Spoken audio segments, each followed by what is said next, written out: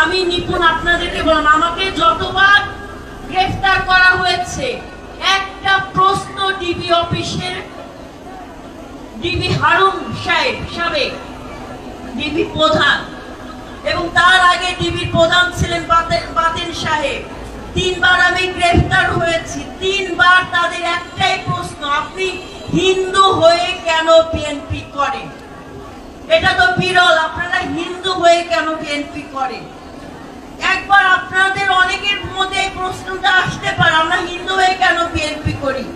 আমরা হিন্দু হয়ে বিএনপি করে এই কারণে, কারণ জাতীয়তাবাদের রাজনীতি গণমানুষের অধিকার প্রতিষ্ঠার জন্য রাজনীতি করে।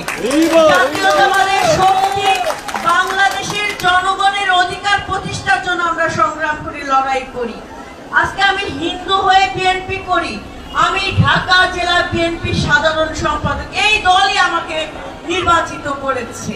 তো এটাকে আমাদের গর্বের বিষয় না? এটাকে আপনারা গর্ববোধ করেন না?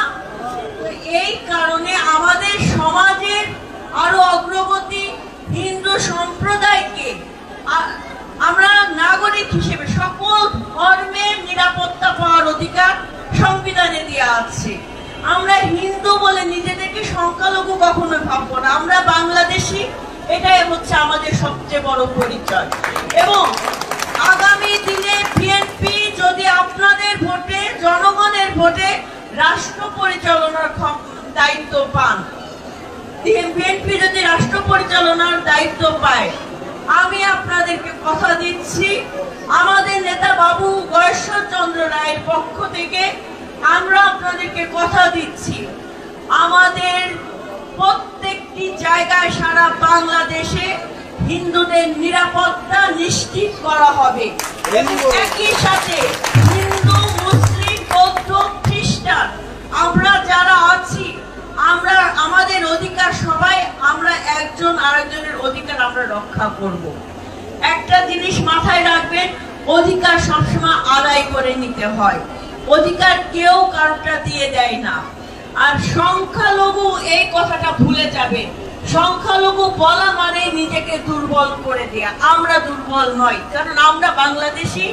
একজন মুসলিমের যে অধিকার আছে, খ্রিস্টানেরও সেম অধিকার আছে, বৌদ্ধরও সেম অধিকার আছে, হিন্দুদেরও সেম অধিকার আছে, শুধু আমাদের হিসাবটা বুঝে নিতে হবে। 17 বছর যাবত এই আওয়ামী লীগ ফ্যাসিবাদদের দমন নিপীড়নের শিকার হয়েছে বিভিন্ন জায়গায় বাংলাদেশে হিন্দু সম্প্রদায়ের মানুষরা। যখন ওদের ভোটে দরকার ছিল, তখন হিন্দুদেরকে ভোট ব্যাংক হিসেবে ব্যবহার করেছে। আর এই 17 বছর ভোটের প্রয়োজন হয় নাই, কারণ আমি দামি স্বামী নির্বাচন 14 সালে করেছে, আর 18 সালে দিনের ভোট রাতে করেছিল, 24 সালে আবার আমি দামি স্বামী নির্বাচন। ভোট প্রয়োজন হয় নাই,